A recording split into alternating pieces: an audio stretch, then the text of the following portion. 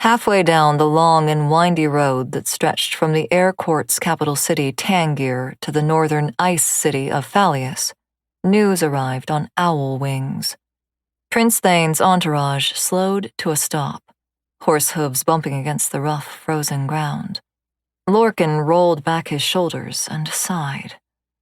Before magic had vanished from Tir na Nog, he and the prince could have flown to the ice court instead of relying on the Rowan road. It would have taken a day instead of weeks, and his body wouldn't have felt as though it had been pounded repeatedly by the blunt end of a sword. A snow-white owl spun through the darkening sky and dropped a slice of parchment from outstretched talons. Prince Thane snatched the note into his gloved hands. The cluster of warriors began to mumble as they waited, the cold creeping in around them now that they were no longer moving forward. Lorcan agreed with their unease.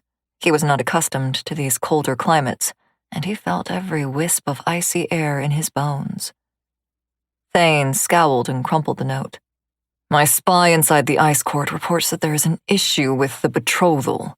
I may need to marry one of the younger sisters, Aislinn or Rhaena, he says. Rhaena. Lorcan could not hide his surprise. There were many things said about Rhaena Dara, but courtly was not one of them. As he understood it, she had personally removed herself from the line of succession in order to become a shield maiden. She rode horseback through the forests, her wild hair tangling in thorny, icy branches.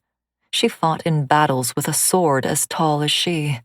Surely the High King of the Ice Court, soon merely a king, did not expect Prince Thane to wed a female as rough and unruly as that.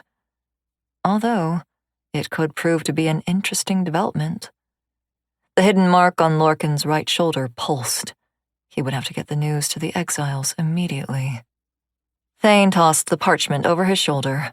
It drifted onto the icy ground and was soon covered by falling snow. No evidence was left behind that the note had ever existed. They resumed their trek toward the looming forests in the distance, a whistling wind whipping around their group. There were 7 of them in total. Prince Thane always preferred to travel with 6 of his closest guards.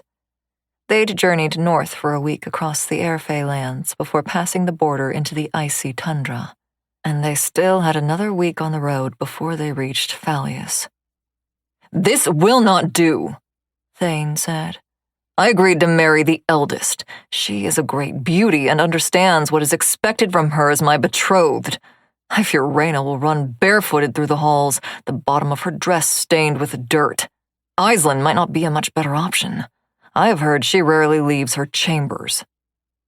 Lorcan raised his brow as he took in the prince of the Air Court. With long golden hair and matching eyes, he was the portrait of Airfey nobility.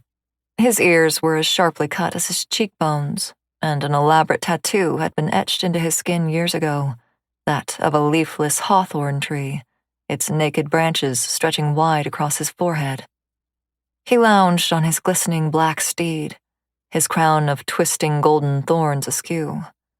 On official royal business, Thane wore a sleek set of leather armor dyed gold.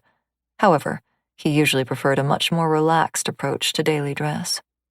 Your own garments are often stained with dirt, Thane, particularly after a lively revel, Lorcan said with a smile as his horse cantered ever forward.